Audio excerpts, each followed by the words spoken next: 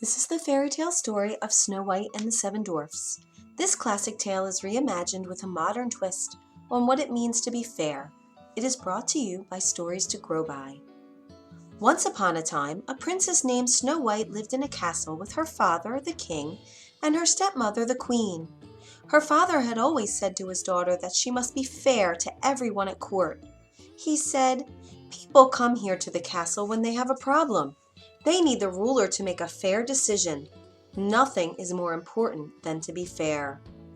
The queen, Snow White's stepmother, knew how much this meant to her husband. At the first chance, she went to her magic mirror. "Mirror, mirror on the wall," said the queen, "who is the fairest of them all?" "Snow White is the fairest of them all," said the magic mirror. "What?" yelled the queen. "No one is more fair than I." The queen must have the best of everything. Everyone knows that. What could be more fair than that? "Snow White is the fairest of them all," repeated the magic mirror. "What do you know? You're a mirror," roared the queen, and she stormed off. Still, the queen was bothered. So bothered was she that the queen decided to be rid of the girl once and for all. "I cannot wait another day," she declared.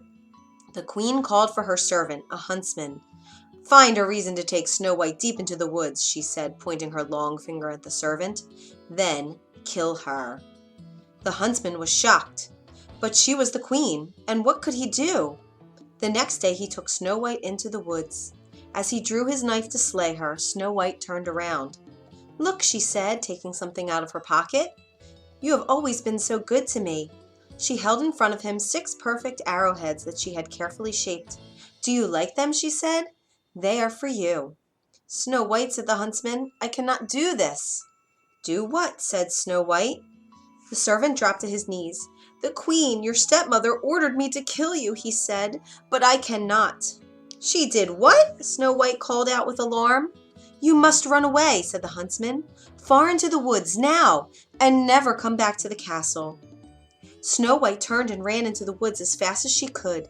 Deeper and deeper she ran. It was getting dark, and the wolves were starting to howl. She tripped and her skirt was torn.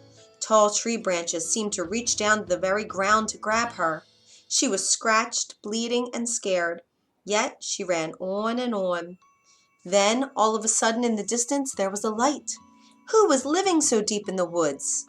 She stepped up closer and saw that it was a cottage. Yet no sound came from the cottage, only light from the windows. "Hello," she said, knocking softly on the door. "Hello?" No answer. The door was already a little bit open. She opened it some more and stepped in. "Hello? Is anyone home?" She looked around. What a mess! She had never seen a messier living room. "This cottage may be the biggest mess I ever saw," she thought. "But it's a roof over my head for tonight. Maybe if I clean up around here, I can earn my sleep." As she cleaned, she thought of someone she already missed. Before her father had remarried, she and a prince who lived in the next kingdom were enjoying getting to know each other. They would take long walks in the royal garden and tell each other stories and laugh. After the queen had moved into the castle, her stepmother had made a new rule: no more visitors. Now the prince had to slip over the palace gate in secret. He would call out to her from under her window, and they could talk a bit that way. It wasn't as good as the long walks, but it was the best they could manage. Now that she had to run away from home, would she ever see him again? After Snow White cleaned up the living room, she went upstairs. On the second floor there were 7 little beds lined up in a row, as if for children. Tired from cleaning, Snow White yawned and lay across all 7 of the beds. Soon she fell fast asleep. In the meantime, the 7 dwarfs were heading home from a long day of working in the jewel mines. When they opened the door, you can imagine their surprise when they saw their cottage all cleaned up. "What kind of magic is this?" said one of the dwarfs, whose name was Doc. "I wouldn't mind more magic like this," said another of the dwarfs with a smile. His name was Dopey. "We'd better check upstairs," said another dwarf, whose name was Grumpy. "Something is fishy around here, that's for sure." There, lying across all their beds, was a young lady fast asleep. "Who are you?" said all the dwarfs at once. Snow White bolted awake. The 7 dwarfs could tell she was as surprised as they were. Soon they all relaxed and shared their stories. Snow White learned their names: Bashful, Doc, Dopey, Grumpy, Happy, Sleepy, and Sneezy. She told them all about her stepmother, that her stepmother had tried to get the huntsman to kill her, that the huntsman had set her free in the woods, and that she could never go back home again. "Stay here with us," said Bashful. "That's sweet," said Snow White, "but if I were to stay here at your home, I would have to do something for all of you." "You already cleaned up our place," said Sneezy. "Keeping the house clean will be easy," said Snow White, "as long as we all pitch in. I will let everyone know what part they can do, and I will do my share too, of course." "That's fair," said Happy. "But there must be something else I can do for you," said Snow White. The 7 dwarfs shrugged. "Do you know how to read?" said Doc. "We have these books filled with wonderful tales and would love to be able to read them." And so it was agreed that Snow White would give them reading lessons. To celebrate their new friendship, Snow White and the 7 dwarfs sang and danced the night away. The next morning before they left for work, the 7 dwarfs warned Snow White that she must not open the door to anyone. After all, who knows what evil her stepmother might do? The princess nodded in agreement, and the dwarfs left the house. The princess prepared her first reading lesson. She also prepared a good hot meal for the 7 dwarfs when they returned home that night.